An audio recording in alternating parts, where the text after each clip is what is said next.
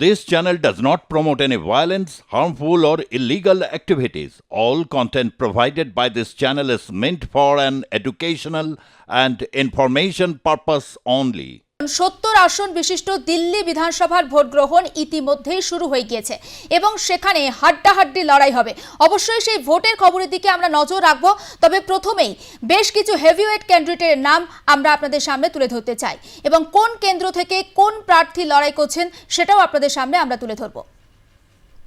আমরা প্রথমে নজর রাখবো অরবিন্দ কেজরিওয়াল। দিল্লির প্রাক্তন মুখ্যমন্ত্রী দিল্লি বিধানসভা নির্বাচনে হেভিওয়েট প্রার্থী অরবিন্দ কেজরিওয়াল নিউ দিল্লি কেন্দ্র থেকে তিনি এবারে প্রতিদ্বন্দ্বিতা করছেন আম আদমি পার্টির হয়ে। অন্যদিকে হেভিওয়েট প্রার্থী সন্দীপ দীক্ষিত নিউ দিল্লি কেন্দ্র থেকে তিনিও প্রতিদ্বন্দ্বিতা করছেন কংগ্রেসের হয়ে। অর্থাৎ নয়াদিল্লি কেন্দ্রে বা নিউ দিল্লি কেন্দ্রে যে হাড্ডাহাড্ডি লড়াই হবে, অন্যদিকে দিল্লির যে বর্তমান মুখ্যমন্ত্রী আতিশি মার্লেনা তিনি কালকাজি বিধানসভা কেন্দ্র থেকে আপের হয়ে এখানে লড়াই করছেন। রমেশ বিধুরি কালকাজি কেন্দ্র থেকে লড়াই করছেন বিজেপির টিকিটে। অরবিন্দ কেজরিওয়াল আম আদমি পার্টি নিউ দিল্লি কেন্দ্র থেকে তিনি লড়াই করছেন। সৌরভ ভরদ্বাজ গ্রেটার কৈলাস কেন্দ্র থেকে লড়াই করছেন, তিনি আম আদমি পার্টির প্রার্থী। অলকা লাম্বা গ্রেটার কৈলাস কেন্দ্র থেকে কংগ্রেসের টিকিটে তিনি প্রতিদ্বন্দ্বিতা করছেন। মনীষ সিসোদিয়া জঙ্গপুরা কেন্দ্র থেকে তিনি আম আদমি পার্টির টিকিটে লড়াই করছেন। দেবেন্দর যাদব বাদলি কেন্দ্র থেকে তিনি লড়াই করছেন কংগ্রেসের টিকিটে।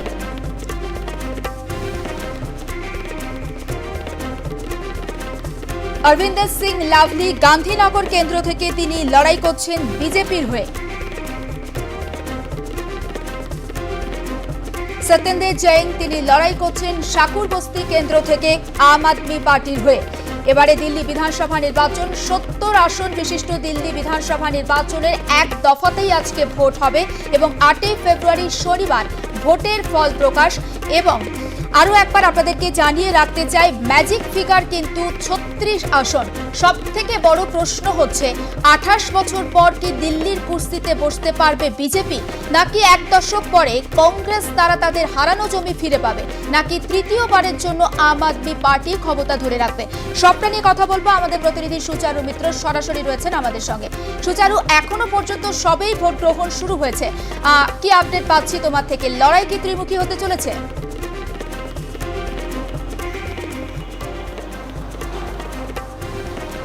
একদম রাজনৈতিক বিশ্লেষকরা সেটাই মনে করছেন।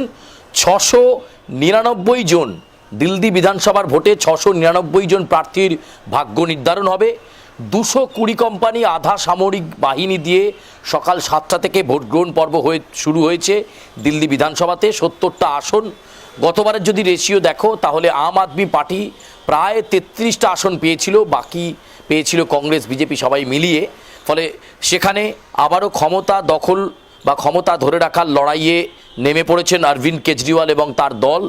এবং অরবিন্দ কেজরিওয়াল, অতিশী, মনীষ সিসোদিয়া সমস্ত হেভিওয়েটরা এবারও তাদের সংশ্লিষ্ট বিধানসভা কেন্দ্র থেকে লড়াই করছেন। এবারে নির্বাচনী প্রচারে কিন্তু এক গুচ্ছ প্রতিশ্রুতি রয়েছে। এক, রান্নার গ্যাস 500 টাকায় দেওয়া, সকলে মিলে দিয়েছেন। আম আদমি পার্টিও বলেছেন, কংগ্রেসও বলেছেন, বিজেপিও এই কথা বলেছেন। আবার মহিলাদেরকে 2100 টাকা করে মাসিক একটা ভাতা দেওয়া, সেই নির্বাচনী প্রতিশ্রুতি রয়েছে।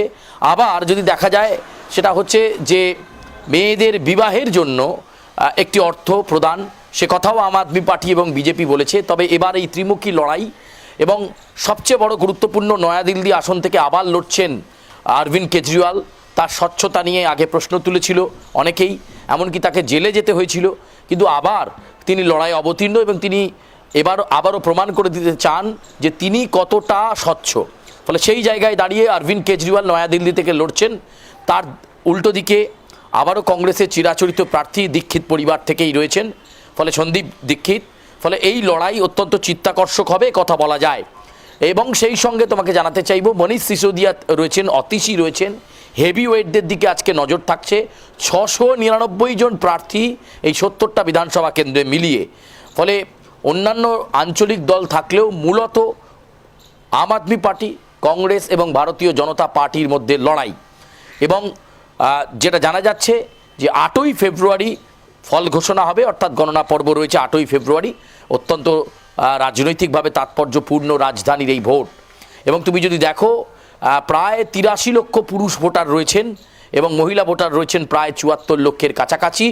তারা আজকে তাদের ভোটদান প্রক্রিয়ায় অংশ নেবেন। সকাল সকাল অনেকেই ইতিমধ্যেই ভোট দিয়েছেন, যেমন দেশের বিদেশমন্ত্রী তথা দিল্লির ভোটার এস জয়শঙ্কর, তিনি খানিকক্ষণ আগেই তার যে ভোটাধিকার সেই ভোটাধিকার তিনি প্রয়োগ করেছেন। এছাড়াও আরও অনেকেই রয়েছেন যারা দিল্লিতে থাকেন। ফলে একটা গুরুত্বপূর্ণ বিধানসভা ক্ষেত্র এই দিল্লি, সেখানে দাঁড়িয়ে এই দিল্লি বিধানসভার ভোট অত্যন্ত গুরুত্বপূর্ণ। 2013 সাল পর্যন্ত 15 বছর ধরে রাজধানী শাসন করেছে কংগ্রেস, তার আগের পর্যায়ে ছিল বিজেপি। এবার মাঝখানের যে 15টা বছর সেখানে আম আদমি পার্টি। ফলে সেই জায়গায় দাঁড়িয়ে এবার 25 বছর পর ফের দিল্লি শাসন করার একটা চেষ্টা করবে বিজেপি। ফলে মরিয়াভাবে সমস্ত ওয়ার্কফোর্স দিয়ে কার্যকর্তাদেরকে তারা মাঠে নামিয়েছিল, কিন্তু কতটা সেই ফলাফল আসে নাকি আম আদমি পার্টির দিকেই দিল্লিবাসী ঝুঁকে থাকেন, তার দিকে নজর রাখতে হবে। সকাল 7টা থেকে ভোটগ্রহণ পর্ব শুরু হয়েছে। 1.56 কোটি ভোটার, 1.56 কোটি ভোটার রয়েছে। আমি যে কথা একটু আগেই বলছিলাম, 220 কোম্পানি আধা সামরিক বাহিনী, 35,000 দিল্লি পুলিশ, 19,000 হোমগার্ড মোতায়েন করেছে নির্বাচন কমিশন। আর একটা চমৎকার প্রসেস QMS, নির্বাচন কমিশনের ভাষায় এই প্রসেসটার নাম QMS। এর মাধ্যমে আপনি যে ভোট কেন্দ্রের ভোটার, সেখানে যে ভোট দিতে যাবেন, এই অ্যাপটা যদি আপনি নামিয়ে রাখেন, QMS অ্যাপ, সেই অ্যাপের সাহায্যে আপনি বুঝে যাবেন আপনার বুথে কতজন ভোটার লাইনে রয়েছেন, কতটা ভিড় রয়েছে। 50-100 জনের পরে আপনি রয়েছেন নাকি আরও লম্বা লাইন রয়েছে। আপনি সেই লাইন দেখে, অ্যাপের মাধ্যমে লাইন দেখে আপনি ভোট কেন্দ্রে যেতে পারেন। খুব ভিড় থাকলে ভিড় এড়িয়ে যাওয়ার জন্য আপনি পরে যেতে পারেন। দিল্লি বিধানসভাতেই কিন্তু এই বিশেষ অ্যাপের ব্যবহার শুরু করলো নির্বাচন কমিশন, যে অ্যাপের নাম QMS। যে অ্যাপ ডাউনলোড করে আপনি আপনার সংশ্লিষ্ট বুথের নাম্বার দিলেই আপনি জানতে পারবেন যে আপনার বুথে ঠিক কতজন লাইনে দাঁড়িয়ে রয়েছে। যেটা জানা যাচ্ছে নির্বাচন কমিশন সূত্রে, দিল্লির সে রাজ্যের যে নির্বাচনী কমিশনার যিনি রয়েছেন তার সূত্রে যেটা জানা যাচ্ছে, 13,000 ভোট কেন্দ্র রয়েছে। 13,000 ভোট কেন্দ্রে এই 1,56,00,000 মানুষ তারা কিন্তু আজকে ভোট দেবেন এবং তাদের রাজনৈতিক মতামত পোষণ করবেন, তাদের গণতান্ত্রিক অধিকার প্রয়োগ করবেন, এবং যার মাধ্যমে দিল্লি কোন দিকে ঝুঁকলো সেটা খুব পরিষ্কার হবে। আম আদমি পার্টি নাকি এবার উলটপুরান মহারাষ্ট্রের মতো একটা ঝলক দেখা যাবে, বিজেপির ঝড় দেখা যাবে দিল্লিতে, রাজধানীতে। কারণ দিল্লি বিজেপির কাছে অধরা, এ নিয়ে বারবার একটা সংঘাতের আবহ তৈরি হয়েছে। অরবিন্দ কেজরিওয়াল বারবার রাজনৈতিক ষড়যন্ত্রের অভিযোগ করেছেন যে যেহেতু আম আদমি পার্টি দিল্লিতে রাজ করছে তাই বিজেপি তাকে বারবার ফাঁসানোর চেষ্টা করেছে। নির্বাচনী প্রচারেও সে কথা অরবিন্দ কেজরিওয়াল বলেছেন। দীর্ঘ সময় তাকে জেলেও থাকতে হয়েছে। ফলে এই নির্বাচন অরবিন্দ কেজরিওয়ালের কাছে প্রেস্টিজের, আর এই নির্বাচন বিজেপির কাছে রাজধানী দখলের একটা মরিয়া চেষ্টা হবে, এ কথা বলা যায়। একেবারে সুচারু, আরও একটা বিষয় তোমার থেকে জানতে চাইবো, এবং তুমি যেমনটা বলছিলে যে আম আদমি পার্টি এবং দিল্লির দখলের জন্য বিজেপির কাছে যথেষ্ট একটা মরিয়া লড়াই, কংগ্রেস এখানে একটা বড় ফ্যাক্টর হতে পারে। সেক্ষেত্রে ইতিমধ্যেই প্রধানমন্ত্রী নরেন্দ্র মোদী তিনি এক্স হ্যান্ডেলে পোস্ট করেছেন এবং তিনি জানিয়েছেন যে আগে ভোটদান পরে জলপান। কতটা তাৎপর্যপূর্ণ হতে চলেছে?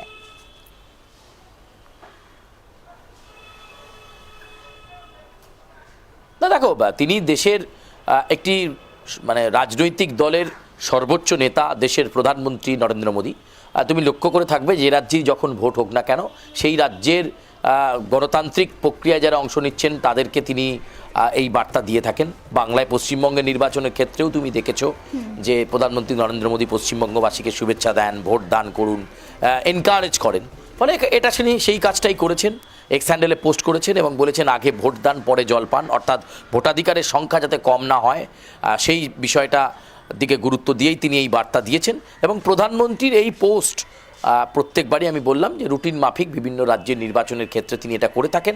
দিল্লির ক্ষেত্রেও এই কাজটাই তিনি করলেন। ফলে দিল্লি বিধানসভার ভোট রাজনৈতিকভাবে, গণতান্ত্রিকভাবে অত্যন্ত তাৎপর্যপূর্ণ, এবং প্রধানমন্ত্রী সে কারণেই বলেছেন যে সকাল সকাল ভোট দিন, সকলে মিলে ভোট দিন, আগে ভোট দিন পরে জলপান। ফলে তিনি চাইছেন যে স্বতঃস্ফূর্ততা, এই 1.56 crore কোটি এই ভোটার রয়েছে, যাতে ভোটাধিকারের সংখ্যাটা একটা ঠিক মাত্রায় পৌঁছয় সেই বিষয়টাতেই নজর দিতে চাইছেন, এবং সে কারণেই প্রধানমন্ত্রীর এই পোস্ট।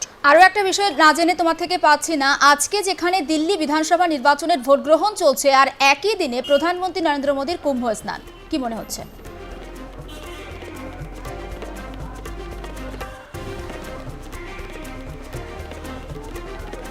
না দেখো, ভোট গ্রহণ প্রক্রিয়া ভোট গ্রহণের মতো, এবং সবসময়ই প্রধানমন্ত্রী নরেন্দ্র মোদী তার যে শিডিউল রয়েছে সেই শিডিউলটাকে মেনটেন করার চেষ্টা করেন। কয়েকদিন আগেই কুম্ভ মেলাতে যে মর্মান্তিক ঘটনা ঘটে গিয়েছিল, তারপরে অবিরত ঘটে চলেছে, কখনো আগুন লাগার ঘটনা, কখনো এয়ার বেলুন একেবারে পুড়ে গিয়ে মানুষ ঝলসে যাচ্ছেন।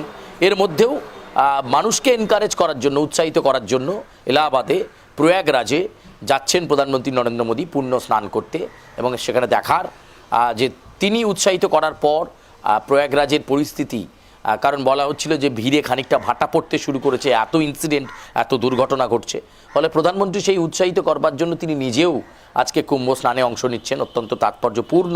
তার জন্য সিকিউরিটি জোনে মুড়ে ফেলা হয়েছে, ফলে সেদিক থেকে যদি বলতে পারো যে এটা তার পিএমও অফিসিয়ালস, প্রাইম মিনিস্টার অফিসিয়ালসের শিডিউলসের মধ্যেই ছিল যে তিনি প্রয়াগরাজে যাবেন, এবং 3 দিন আগেই এই শিডিউল তৈরি হয়েছিল। ফলে তিনি দিল্লিবাসীকে শুভেচ্ছা বার্তা দিয়েই প্রয়াগরাজের দিকে আর খানিকক্ষণের মধ্যেই রওনা হবেন, এমনটাই আমরা জানতে পারছি। নজর থাক সুচারু, আপাতত তোমাকে ধন্যবাদ, এবং অবশ্যই আমাদের নজর থাকবে দিল্লি বিধানসভা নির্বাচনের ভোট গ্রহণের দিকে। এই মুহূর্তে যে ছবি দেখাচ্ছি এটা আগের ছবি, আপনারা দেখতে পাচ্ছেন যে প্রধানমন্ত্রী নরেন্দ্র মোদী তিনি কিন্তু আজকে তিনি কুম্ভ স্নান করবেন যেমনটা আমরা জানতে পাচ্ছি। আর অন্যদিকে দিল্লির গণতন্ত্র উৎসবে সামিল হওয়ার বার্তা দিয়েছেন প্রধানমন্ত্রী। এক্স হ্যান্ডেলে তিনি লিখেছেন, আগে ভোটদান পরে জলপান, আর একই সঙ্গে নতুন ভোটারদেরও শুভেচ্ছা জানিয়েছেন প্রধানমন্ত্রী নরেন্দ্র মোদী। আর আজকে দিল্লির 70 আসন বিশিষ্ট বিধানসভাতে 12টি কিন্তু সংরক্ষিত, অর্থাৎ তপশিলি জাতির জন্য সংরক্ষিত আসন রয়েছে, আর 58টি অসংরক্ষিত আসন। আর মোট প্রার্থী রয়েছেন 699 জন, আর তাদের সেখানে তারা ভাগ্য নির্ধারণ করবেন 1,56,00,000 ভোটারের। নির্বাচন কমিশন সূত্রে যেমনটা জানা যাচ্ছে যে 13,766টি বুথে হবে এই ভোট গ্রহণ।